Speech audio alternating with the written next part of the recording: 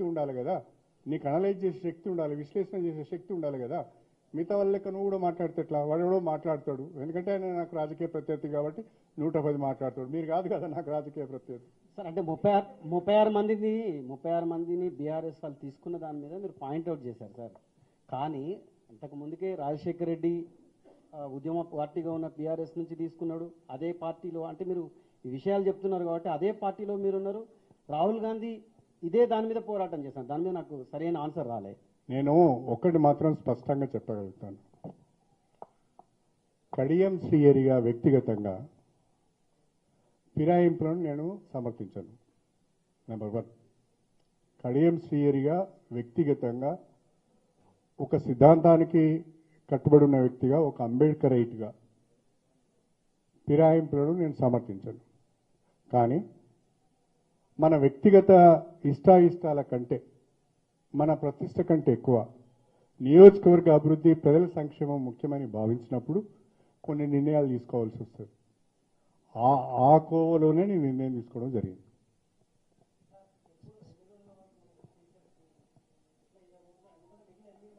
నాకు ఈ month ending వరకు టైం ఇచ్చారు సార్. అది స్పీకర్ ముందట ఉంది. Speaker is nothing but A tribunal. Tribunal ముందట ఇష్యూ ఉన్నప్పుడు నేను మాట్లాడడం బాగుండదు. ఏమంటారు? ఏ పార్టీలో? ఇప్పుడు దీంట్లో దాచుకునేది ఏమున్నదండి? మేము పార్టీ ఫిరాయించినామనే సుప్రీంకోర్టుకు వెళ్ళిరి. సుప్రీంకోర్టు ఒక తీర్పు ఇచ్చింది. ఆ తీర్పు ప్రస్తుతం స్పీకర్ గారి జ్యూడిక్షన్లో ఉంది. వారు నిర్ణయం తీసుకోవాలి. వారు మాకు నోటీస్ ఇచ్చారు. ఆ నోటీస్కు నేను రిప్లై ఇస్తాను. రిప్లై ఇచ్చిన తర్వాత స్పీకర్ నిర్ణయం ఏది ఉంటే ఆ నిర్ణయాన్ని కట్టుబడి ఉంటాను. నేను ఏది వేసుకున్నా స్పీకర్ గారి ముందు ఉంది కాబట్టి ఇంతకంటే ఎక్కువ నేను మాట్లాడడం ప్రస్తుతం బాగుండదు. పార్టీ అంశం కాదండి, ఫిరాయింపులేదు. నేను ఏ పార్టీలో ఉన్నదనేది ఇప్పుడు ఆ స్పీకర్ తేల్చాలి కదా. సార్, మీరు చాలా టెక్నికల్గా మాట్లాడిల్లు. నేను ప్రభుత్వంతో కలిసి పనిచేస్తున్నా అన్నారు. ఇప్పుడు మేము డిసైడ్ చేసుకోలేకున్నాం, అందుకే ఇవన్నీ ప్రశ్నలు వస్తాయి. ఫస్ట్ పాయింట్, చాలా అంటే మీ రాజకీయ అనుభవాన్ని రంగరించి ఆ ముచ్చట చెప్పిండ్రు.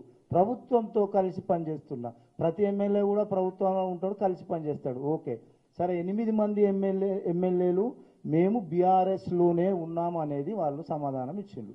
మీరు ఇంకా ఇవ్వలే, మీరును ఇంకా దానం నాగేంద్ర మేబీ ఇద్దరు ఇవ్వలేదు.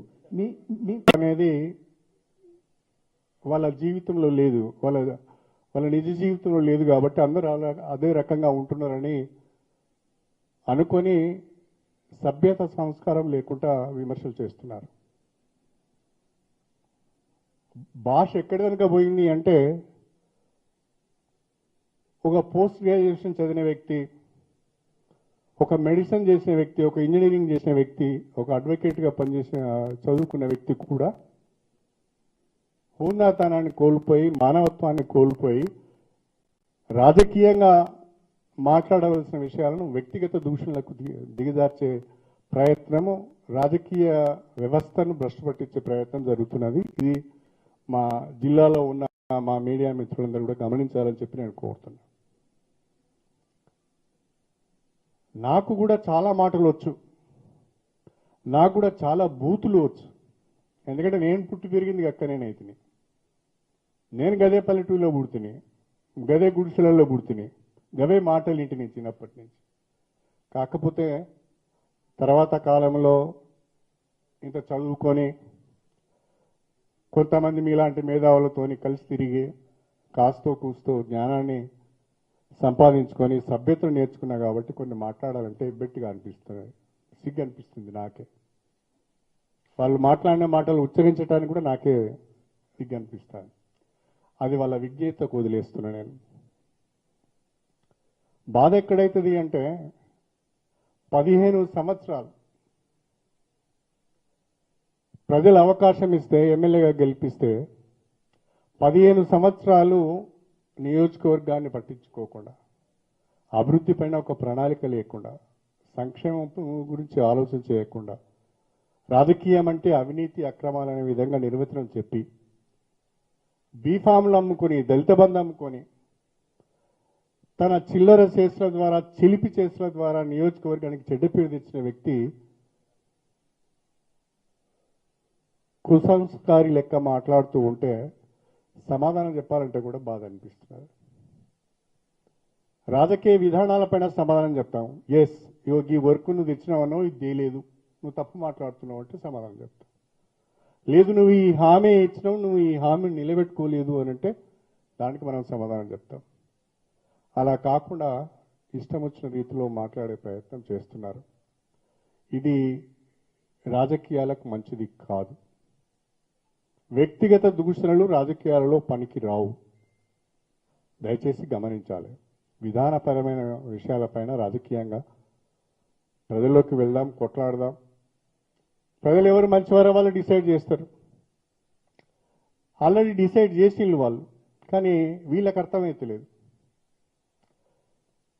అటు ప్రజల చేత తిరస్కరించబడి, ఇటు పార్టీల చేత తిరస్కరించబడి, ఢిల్లీ వెనుకపోయి అందరి ఇళ్ల చుట్టూ దొరికి వాళ్ళ కాళ్ళు మొక్కినా వాళ్ళు చేసుకోవడానికి ఇష్టపడిన నాయకత్వం నీది.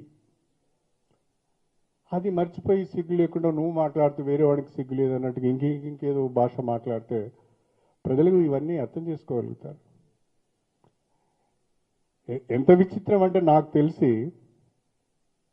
ఎవరైనా ఒక పార్టీలో చేరుతాము అంటే ఆహ్వానిస్తారు. జనరల్గా ఎవరైనా ఒక పార్టీలో చేరుతామంటే ఆహ్వానిస్తారు. లేదా మనం మంచి వాళ్ళం అయితే వాళ్ళే స్వయంగా పిలిచి మీరు రావాలే, మీ అనుభవం మాకు అవసరం అని అంటారు. కానీ ఈ పెద్ద మనిషి ఢిల్లీకి పోయి కాంగ్రెస్ పార్టీ పెద్దల చుట్టూ తిరుగుతూ ఉంటే ఇక్కడున్న కాంగ్రెస్ పార్టీ మహిళలు మేళారం పోయి సమ్మక్క సారలమ్మకు మొక్కులు చెల్లించుకున్నారు. ఈ దుర్మార్గుడు మా పార్టీలోకి రాకుండా చూడు తల్లి అని మేళారంలో మొక్కుకున్నారు. గది మన గొప్పతనం, గది మన పరిస్థితి.